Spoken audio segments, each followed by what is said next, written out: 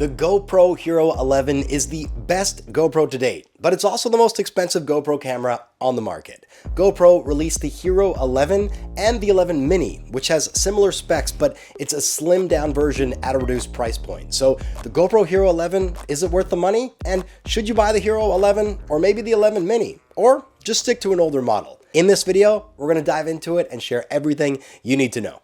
Check it out. Hey guys, my name is Blaze Sack. Thanks for tuning into my channel. So the GoPro Hero 11 hit the market at a price point of 400 USD, which includes a 1-year GoPro subscription.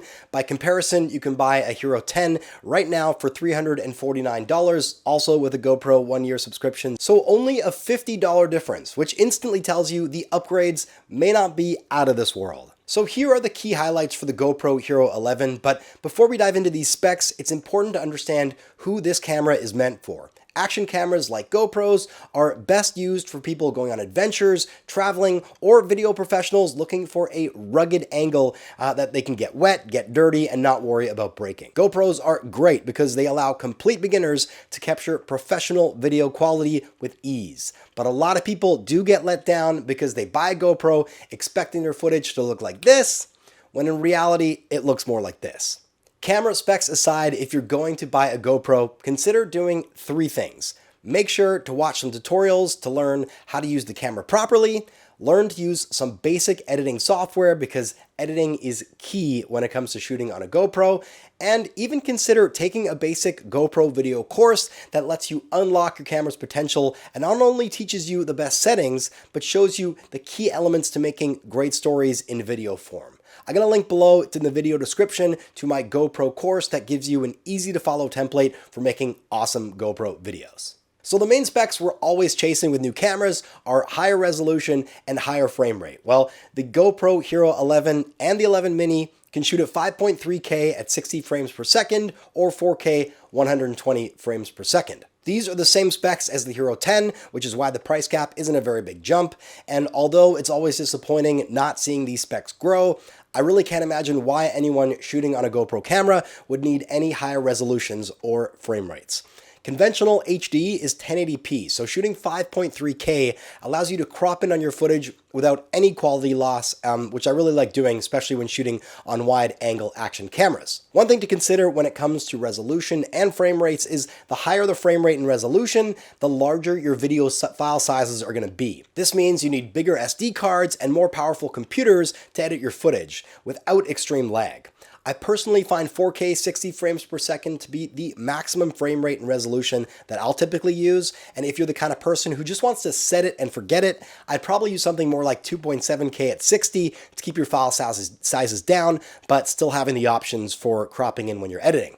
Next big marketable upgrade is the sensor. This might be the biggest upgrade on the Hero 11 over the Hero 10. Bigger sensor size means you're capturing a larger area. It also means that you're going to get some better low light performance, but I'm going to need to test that to see if it really performs better. The thing I was really excited about with the Hero 11 is the 10-bit color. They went from 8-bit on the Hero 10 to 10-bit on the Hero 11, and 10-bit color is a huge jump from 8-bit. Now, this is really great for video professionals, but I'm not sure if beginners or intermediate level shooters with a GoPro will even notice much of a difference. With 10-bit color, you can color grade your footage so it can match other cameras better, and you can avoid color banding, which happens with 8-bit when you're trying to pull out more of the colors in your footage. So for me, I'm really happy about the upgrade, but apparently the 10-bit doesn't apply to higher resolution and higher frame rate modes, which is definitely unfortunate, and it's a constraint that I'm really disappointed to hear about. But regardless,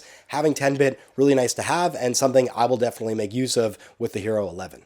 Now, when it comes to camera design, not much has really changed. GoPro Hero 9 introduced the front-facing camera, and the Hero 11 continues on, but there are some improved performance, I believe. But the Mini is actually quite different. It's significantly smaller in design, more of a square shape. It's kind of similar to the older session cameras. And I think these are more positioned towards FPV pilots or anyone who is really focused on size and weight being a concern when they're shooting on their action camera. I personally don't find the standard GoPro size to be an issue, and I'd almost advocate for a bigger camera if we could get better battery life or avoid things like the camera overheating, which I'll be touching on shortly.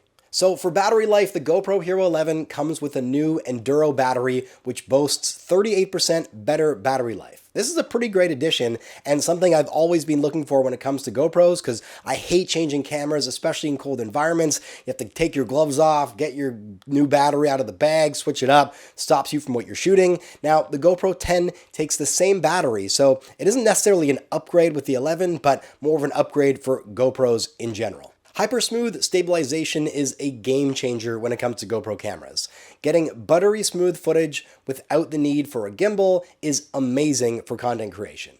GoPro 11 is taking their Hypersmooth to the next level with Hypersmooth 5.0, and it does look awesome. I don't think there's a large improvement between the 10 and the 11, but any improvement is still welcomed when it comes to smooth, stabilized footage. Another feature GoPro is really pushing is the auto upload to the cloud and an automatic highlight video that gets uploaded for you. Now, you need the GoPro subscription, which does come with the Hero 11, but I still am not completely sold on this being a huge value add. You need to really understand how the software selects clips from your footage so that you film things in the right way and you get a good result. I still always prefer to edit my footage manually, and the biggest challenges when it comes to you working off the cloud is how long it takes for you to upload footage and manipulate it if you want to make some changes later. A few small things I wanted to touch on. First, the lenses. Not much to report here. They have the same removable lens as the 10, which means that you do have the option to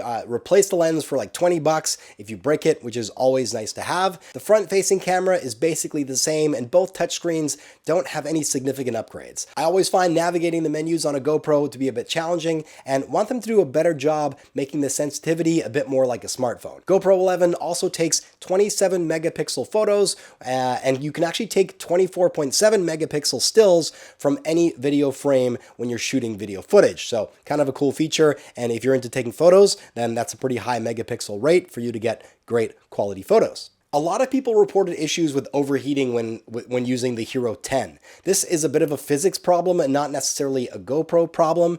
The more power you put into a camera, the more heat it's going to produce. So I don't see anything that will really help with the overheating issue with the 11, but I tend to use my GoPro in colder conditions. So this isn't a huge problem for me, and it actually may help in some cases. Now, the 11 mini has the same specs, but has less elements to cause more, to draw more power and heat up. So I actually think that the 11 mini is going to be a lot better when it comes to overheating, and it's not going to overheat as much, and you're going to get better performance if you're worried about that overheating issue.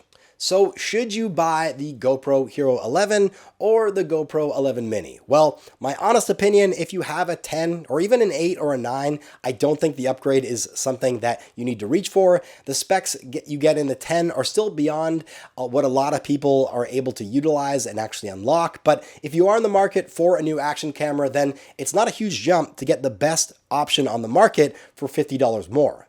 I'd personally avoid the 11 mini unless you're an FPV pilot. The screen is super nice to have and way easier to navigate settings instead of having to pair it with your smartphone. The one thing I will preach to any new or intermediate GoPro user, if you're not fully satisfied with the videos that you're making, it's not about the camera specs that are going to improve your videos. It's the way you put your videos together. The biggest improvements that you can make to your GoPro videos are learning to edit with some basic editing software.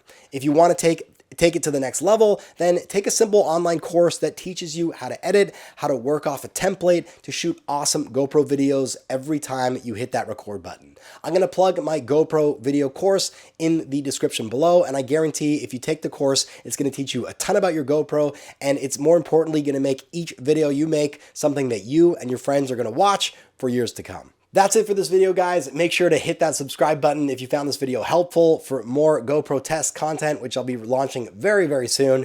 And I'll see you in the next video. Thanks for tuning in. Peace.